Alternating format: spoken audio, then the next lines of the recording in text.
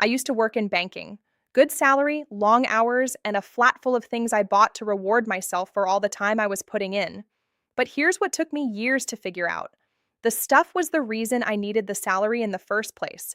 I was earning good money, spending good money, and somehow still feeling like I was barely keeping up. And it wasn't until I read a book about minimalism that things clicked. I'd always thought minimalism meant depriving yourself, living with nothing, never having fun. I couldn't have been more wrong. So, in this video, I'm sharing 9 minimalist habits that made me richer, not by earning more, but by needing less. So, let's start with number 1, give every account for our job. At one point, I had about 8 different bank accounts, a couple of current accounts for the switching bonuses, a few savings accounts chasing the best interest rates, a credit card for the rewards. It felt like I was being smart with my money. Honestly, I lost track of what was there.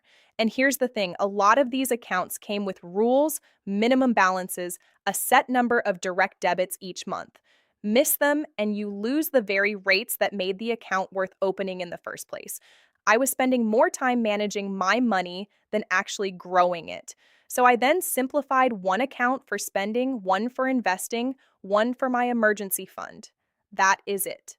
Fewer accounts mean a very clear picture of my finances, less mental overhead, and more time building wealth rather than juggling how to build wealth. Having multiple accounts can work, but only if you're actually staying on top of them. If you're not, the minimalist approach might be worth a try. Number 2, wear the same thing. I used to have a wardrobe full of clothes and nothing to wear. Every morning, I'd stand there for 10 minutes trying to put an outfit together, and I'd usually just end up picking the same 3 or 4 things anyway. The rest just sat there making me feel guilty for wasting money on stuff I never even used. Every decision uses a bit of mental energy. And the more of those decisions that you have to make throughout the day, the less capacity you have left for the things that actually matter. Psychologists call this decision fatigue. Your brain gets worn down by too many small choices. And the more of those you make, the less energy you have left for the things that actually matter. It's why Steve Jobs wore the same black turtleneck every day. By removing the trivial decision of what to wear, he freed up mental space for everything else. So, I did a version of this myself. I cut my wardrobe down to pieces I genuinely like wearing, mostly neutrals that mix and match easily. I stopped browsing for new clothes, and because I'm not constantly adding things, the pieces I do own actually last longer. Your version doesn't have to look like mine. The point isn't a specific aesthetic, and your style might be nothing like mine. It's just about being deliberate about what you own and buying less of it. A smaller, better wardrobe almost always costs less over time than a large, constantly rotating one. Number 3, ignore 99% of investment opportunities. One of the biggest mistakes new investors make, and I see this time and time again, is doing too much. I know that sounds backwards, so let me explain. They join a dozen trading groups, buy whatever their friends are buying, and pick up any stock someone on the internet has predicted is the next best thing. Before long, they're checking the portfolio every single day. They're losing sleep every time it dips, probably times like now, and making emotional decisions that cost them far more than they actually realize. And here's the thing. A long-running study has consistently found the average investor dramatically underperforms the stock market, not because they picked bad stocks, but because they kept buying and selling at the wrong times. Frequent trading racks up fees. Emotional decisions lead to buying high and selling low. And when things inevitably go wrong, a lot of new investors give up entirely, which is easily the most expensive outcome of all. The minimalist approach to investing is the same as the minimalist approach to everything else. Cut the noise. Keep it simple. Now, if you're sitting there thinking, okay, I get that. Simple is better, but I still don't know actually where to start. I've got a completely free workshop coming up. Every time I run it, people who came in feeling completely lost about investing left, having actually taken their first steps. So I'm running it again this month on Sunday, and it is completely free. In this workshop, I'll walk you through exactly what to invest in and how to choose how to accelerate your returns over time, the single biggest mistake new investors make, and how to avoid it and work out what you'd actually need to eventually live off your investments entirely.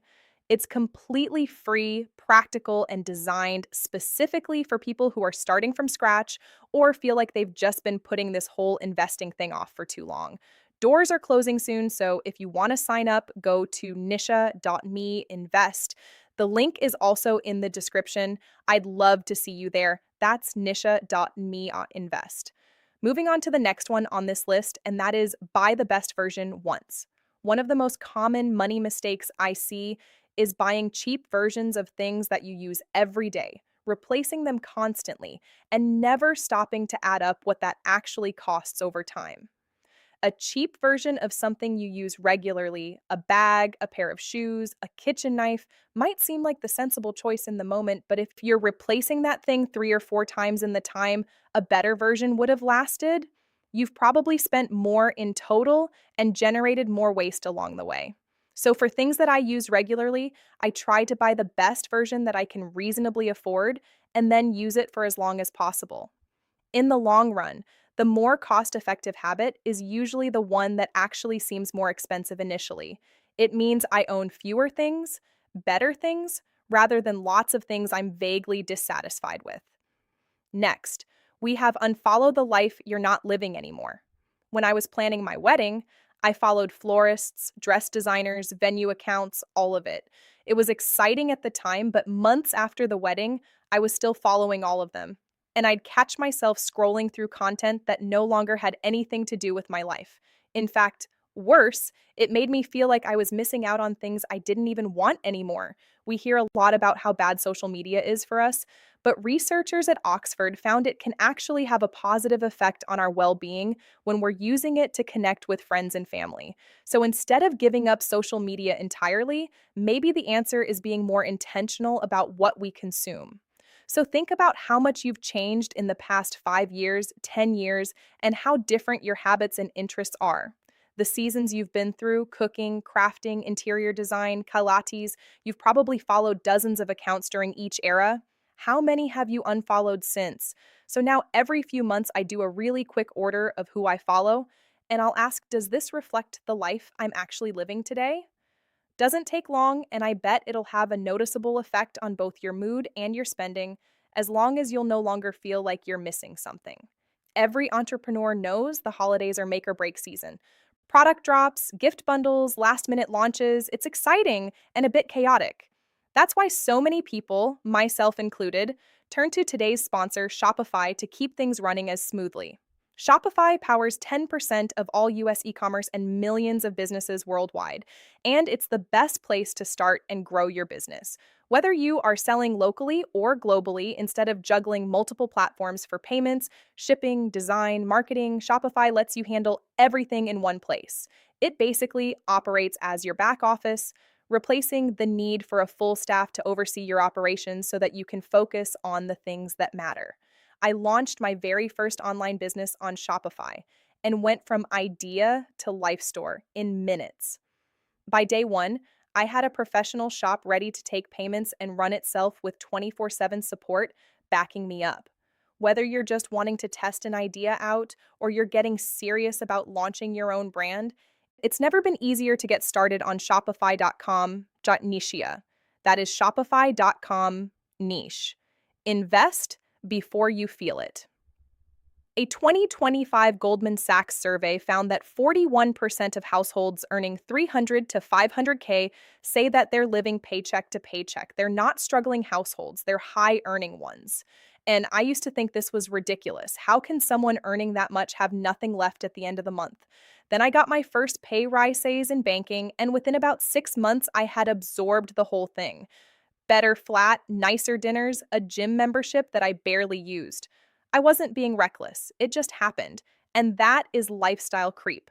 Our spending has a natural tendency to rise with our income, and our brains tend to trick us into thinking that those upgrades that we're purchasing are necessities. So once we get paid and these big expenses are taken care of, it can very easily still feel like there's not much money left over and that you're no further ahead than you were before. Here's one way to break that cycle and something that I did. When your income increases, commit to investing the majority of that increase before you ever get used to having it. Maybe somewhere between 50 to 80% of that pay rise size. Your lifestyle barely changes because you are living fine on your old salary. But the gap between what you earn and what you spend starts compounding quietly in the background. And if you want to take this even further, try delaying any lifestyle upgrade by 5 years. So, someone earning 80,000 who still lives like they're earning 50,000 has a 30,000 annual gap. I can go straight to work in investments. When you do eventually upgrade your lifestyle, then you could potentially make even bigger changes, assuming you've kept your investments long enough for them to have performed well. Saying no like it's money? From spending 20 minutes comparing prices online to save $10 to driving to a different petrol station to say 2 cents per liter, there are a lot of small things we can do to save money. But how far would you go to save time? I used to say yes to basically everything. Coffee, catch ups. I didn't have time for meetings that could have been emails, favors I agreed to because I felt awkward to say no. My calendar was full, but I wasn't actually in control of any of it. Other people were. And here's what I had to learn: time is far more precious of a resource than money. You could earn more, spend less, rebuild your savings, sure, but you cannot get back a wasted afternoon. Every hour that passes is gone forever, which makes how you spend your time arguably the most important financial decision that you make. So now I treat my calendar the way I treat my money.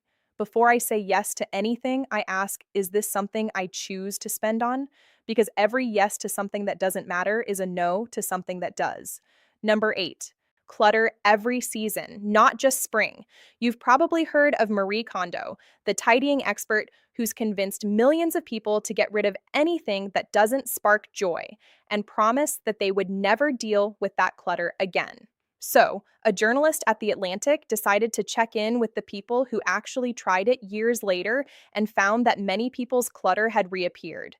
One interviewee actually even said that the house is probably no better than it was before. And I could relate. I did a massive clear out a few years ago. Bin bags, charity shops, the whole thing. It felt amazing. And then about 8 months later, I looked around and realized I basically refilled all the space that I'd created. That's the problem with treating decluttering as a one off event. The clear out, it feels amazing. It feels great. Then life resumes and slowly everything just fills back up. You're not just spending money on the things you don't use again. You're also buying organizers, cupboards, shelves to store it all. So now, instead of a one off spring clean or an annual spring clean, I do this same process every season, every summer, autumn, winter clean too. It forces me to confront what I actually own and what I'm actually using, and it changes how I shop. Because after spending an afternoon sorting through things that I wasted money on, the last thing I want to do is replace that empty stuff with more stuff. And number 9, make buying annoying. I used to have Asus, Zara, Amazon all on my home screen, and I'd find myself opening them without even thinking.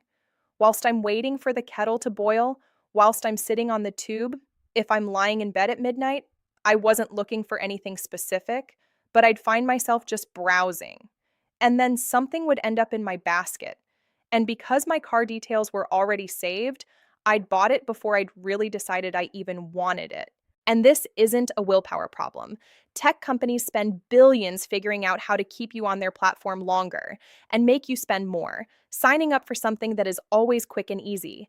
Canceling is always harder than designing the friction to work in their favor, not yours. So I flipped it. I deleted the shopping apps, removed my saved payment details, and made it harder to buy things on impulse. So now if I want to purchase something, I actually have to open up a browser, find their site, log in, enter my card details manually. And that extra 30 seconds, 1 minute of effort is enough to kill a surprising number of purchases that would have happened on autopilot. And it turns out the best way to stop spending money on things you don't need is to make it slightly annoying to buy them in the first place. None of these habits require you to sell anything you own or move to a tiny house. Real minimalism, at least the financial kind, isn't actually about deprivation, as we've seen in this video. It's about being intentional, knowing what you actually need, and then cutting what's just noise and making sure your money is working as hard as you are. And here's what I found after doing this for years: the less you owe, the less you owe. And the less you're trying to keep up with, the more clearly you can see what you actually want your life to look like. And that clarity, that's worth more than almost anything that money can buy. If one of these habits resonated with you, let me know in the comments which one. And if you found this useful, make sure you're subscribed.